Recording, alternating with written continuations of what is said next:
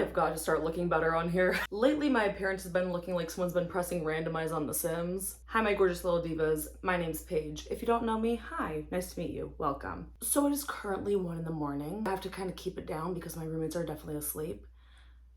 Honestly, fuck that. No, I pay rent. What are you gonna do? Kick me out? I've been having a lot of trouble sleeping as of late, and I don't know if that's like anxiety, depression, ADHD, combination cocktail, but I couldn't sleep and my mind is racing, so I figured, what a better way to utilize it. Gotta talk to my girls. First of all, big changes around here. I've migrated off of my floor to my bed. I have my girl Pocket with me, and I've made my nightly tea. I know it's not my cocktail, I wish it was, but I served it up in my favorite little mug, my little Prince mug. I'm ready to just let my stream of consciousness flow. Something that's really been keeping me up lately is I've been having like a second wind of a quarter life crisis. So you know, typically your frontal lobe develops at 25, everyone has their quarter life crisis. I had that too, but now I'm getting like a second version of it. And it's almost like a more comforting one. Like when I turned 25, I felt like my life snapped into place in the worst way. All of a sudden the smoke cleared. I was like, what the fuck am I doing with my life? I need to get my shit together. I'm done drinking. Clearly that didn't last. And I was like, I just need to get my fucking shit together. Everyone around me knows exactly what they're doing except for me. Everyone's got it all figured out except for me. What's wrong with me? And now that I'm 27, it's kind of like the curtain fell.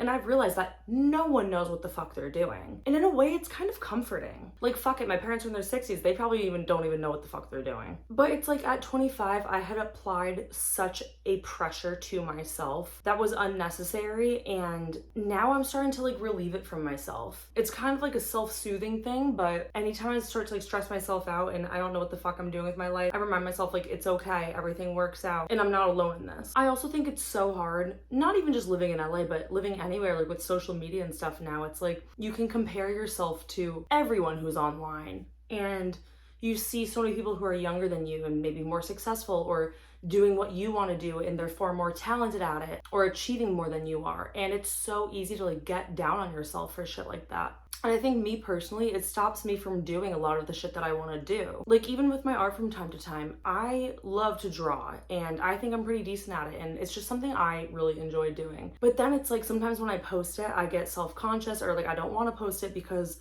there are other artists out there that are far better than I am and put my artwork to shame. And it's almost like I get so in my head about it and I'm like, why am I even doing this? This other person is 10 times better at drawing than I am. So it's like, why even bother doing it? And that's applicable to anything in life. Like I have friends who are singers or actors, any sort of skill or hobby. And I just see so many people get so discouraged by it because there's people out there who are better at it than they are, or have had more opportunities or experiences or more success with it. And obviously it's just so important to like not let yourself get discouraged by these things and just keep prevailing, keep pushing forward with it.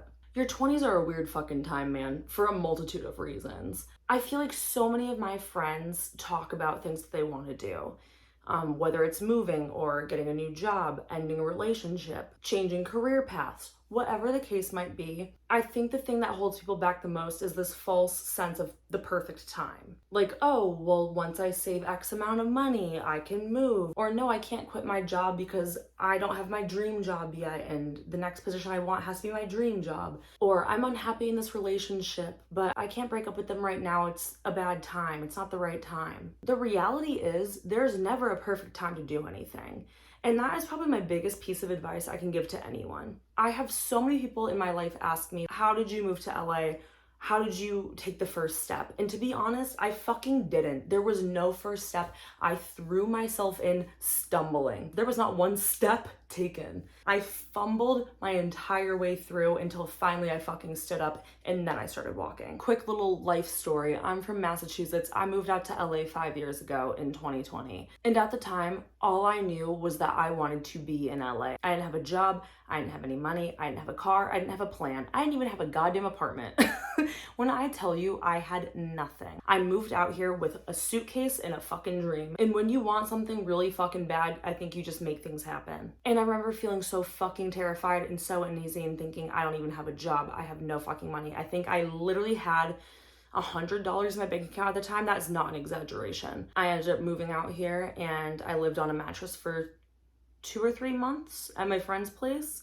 Got my first job working retail, and the rest is fucking history. All of that to say, if I had waited for the perfect time, if I had waited to get a job lined up, or if I had waited to save $5,000, if I had waited for quite literally anything, I probably wouldn't be here today. And it's the craziest realization ever. And I'm so unbelievably fucking lucky and so grateful for the hand of cards that I was dealt, because I know it doesn't always work out for everyone. And it very well could have not worked out for me. That's just the risk you have to take. That's the gamble that you make. Like I said, if you never try, you'll never fucking know. Worst case scenario, it doesn't work out. And then what? You keep living your life the way that you were before. Nothing lost. But at least you can go on living your life knowing that you tried, and not have to live with the regret knowing that you didn't. I guess my last little thing I want to touch on, and it sounds so fucking corny, but it's true, and it's just, know that happiness comes from inside you. Like, I had to roll my own eyes at that, but I'm so serious. Like, you can get your dream job, you can get your dream partner, you can get your dream life. And at the end of the day, you still might not be happy. And it really has to come from you internally. Nothing external will bring you that joy that you think it will. I think a lot of the times we think accomplishing this certain thing will fix our lives, or it's gonna finally bring us peace and bring us joy and fulfillment. And it might temporarily, but long term, you're still just gonna be chasing that time and time again. You know, what's next? What's my next dream or goal or amount of money that's gonna make me happy? And it just doesn't work like that, diva. I don't know. I know this video was a little more serious. Usually I'm a lot more hooty, but truly these are the things that I've been thinking about lately.